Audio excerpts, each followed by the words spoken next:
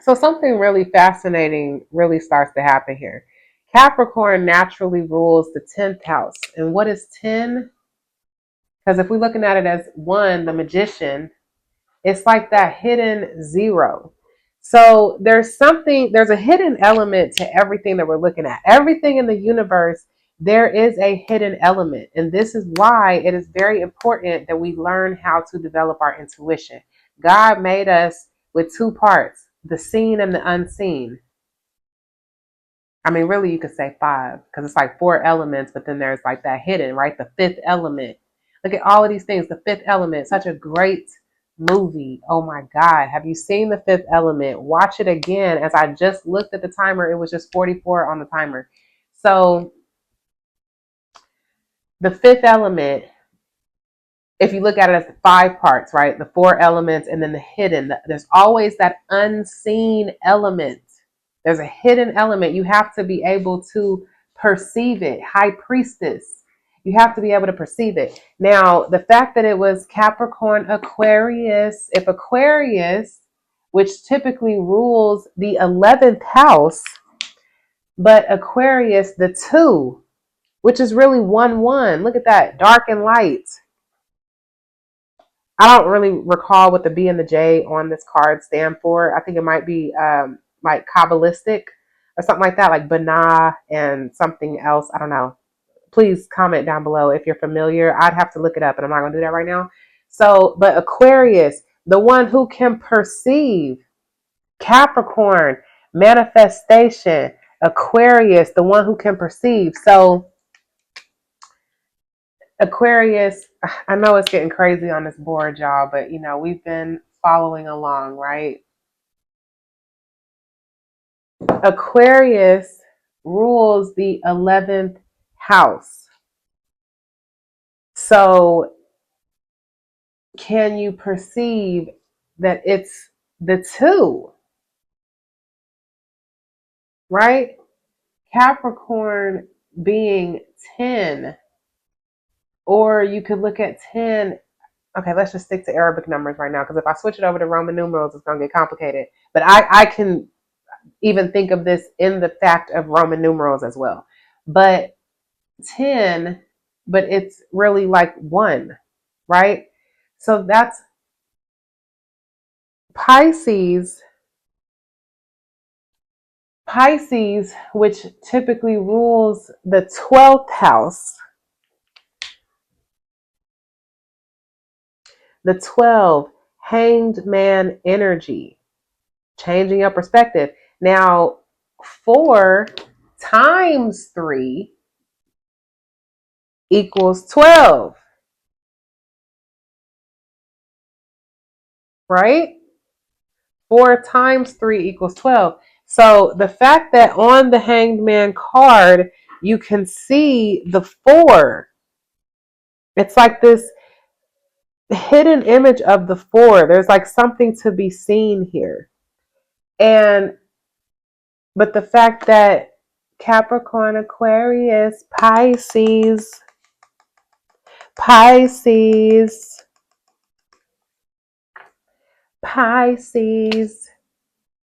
normally rules the 12th house. 1 plus 2 is 3. Wow. 10. 1 plus 0 is 1. Aquarius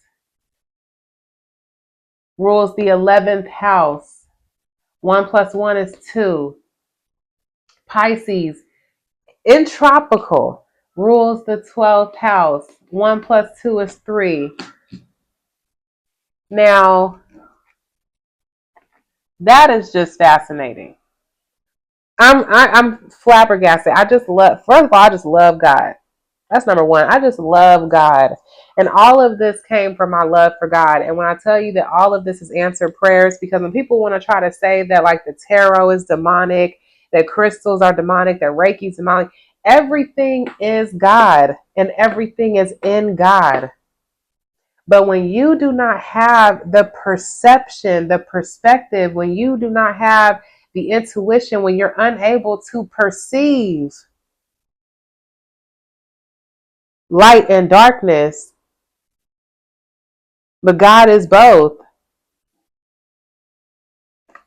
This is just life-changing information, you guys. All right, so if we were, so that's just interesting that 4 times 3 equals that 12, and that's still Emperor and Empress energy.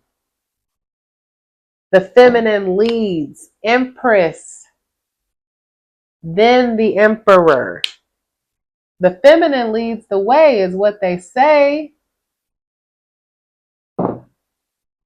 The feminine, what does it say in the Bible? God created the earth and the earth was null and void. Like there was, it was created, but then it's like it was nothing there. How does that make sense? Everything seen comes out of the unseen.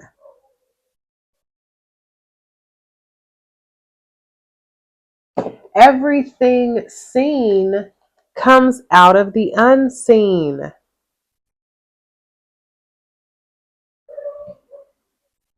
Everything seen, Saturn, comes out of the unseen. Space, Jupiterian energy. This is fascinating, y'all. I'm just telling you. I'm fascinated by this. I don't know about you, but I'm just, it gives me life. All right. So where was I? So then when we move to Aries, which technically rules the 4th house in tropical astrology, well, I mean, I guess it's like, I don't know if it's the same. I guess it's the same in true sidereal as well, in true sky astrology, but I relate everything to tropical, and I like to say that it's tropical because there are different systems of astrology. So tropical astrology is based off the seasons and a 12 sign zodiac, and true sky is based off of the actual sky constellations of where everything is in the sky right now. It accounts for the precession of the equinox. It accounts for those subtleties, like for the unseen to me. Okay. Anyway, let me move on. So then we move on to Aries, which rules the 1st house.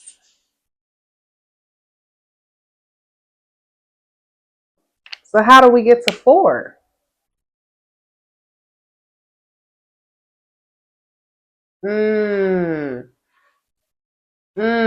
You know what? I just saw something really interesting. The 5, that magician with the Hierophant.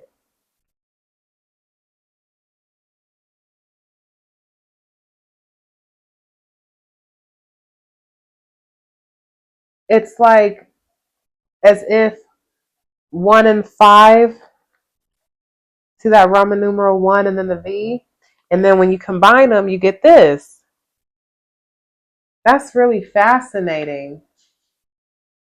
But I'm not sure how to like explain that and how to write that. Oh my gosh. Maybe this is like a good place to stop for today, you guys. This is a good place to stop, I think. But time and space, hugs and kisses, X's and O's, Saturn and Jupiter, Beyonce, signs, Capricorn, Aquarius, Pisces, Aries, Taurus, Gemini, Cancer, oh, Leo, Virgo, Libra, Scorpio, Sagittarius, I love, oh yeah. Every sign from the first to the last. Very interesting. I almost want to look at the lyrics of that song now. So let's go ahead and stop here today. Let's stop here today. But I really wanted to get into like the whole thing with the mirror numbers. I just want to take it to that one extra place, but then I feel like it's just going to continue. It's just nonstop, right? Till the end of time. What does God say? There's like, it comes that time, Judgment Day, right? Judgment Day, where there comes the new heaven and the new earth. And it's as if we'll just continue to create and create until the end of time. Is there a time where we don't need the contrast, where we don't need to fall asleep, where we don't have to forget a part of ourselves to have the game be fun, right? Like, can we live and love without playing hide and seek, right? We fall asleep. It's as if we have to go to sleep every day, right? We have to go to sleep. We have to get rest. But then at the end of our life, it's as if we go to sleep permanently. But is there a way that our consciousness can survive where we continue to remember, where we can go to sleep and wake up and remember, just like how we do in these physical bodies? We go to sleep, but we wake up, but you remember who you were the day before. And there's interesting movies where when someone gets amnesia, when someone doesn't remember who they are, they don't even remember their own life. Is that what we are experiencing as human consciousness? That we don't know who we are. So we're living life, but we don't remember who we are. So are we fully living if we don't know who we are? Emperor energy, identity, knowing who you are is everything. God talks about looking at yourself in a mirror, the purpose of that. What is the purpose of mirrors on this earth? Why do you need to look in a mirror? So you can see what you look like, so you can make adjustments? That's one purpose of a mirror, right?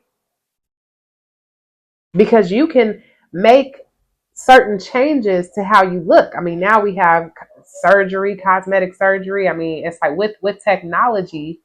Speaking of technology, Uranus moving into the sign of Gemini, we are about to experience a rapid exponential change in our consciousness. What is that going to mean?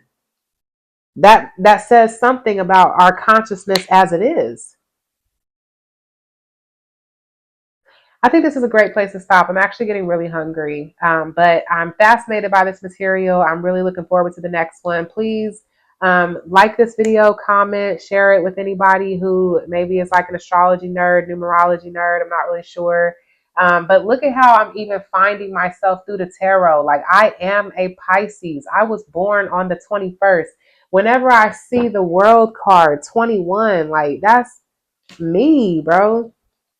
This is me. My mother was born on the 3rd.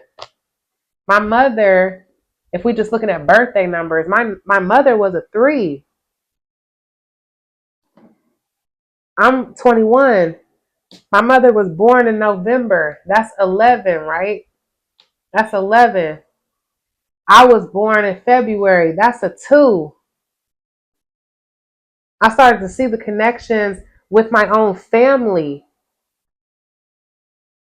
The numbers, it's important. It's important. And when you spend time studying these numbers, studying yourself, learning about yourself through astrology, through music. We learn about the world. We learn about each other through music, through people's art, through people's creative expression. Leo, the heart, creative expression. Expression is yang energy, creation, yin energy, the 3, creative energy with expression. 8 plus 3 is 11. Ascension. Like, when I tell you how these numbers connect, it's just absolutely incredible. The way everything connects to different things. I mean, you looking at sacred geometry. Even just a circle is sacred geometry, you guys. Like, there's just so much that I feel like we can expand upon our own learning. So I really hope that this was helpful today. I hope that you enjoyed this video. And again, I'm looking forward to the next one. I'm sending you so much love. Peace.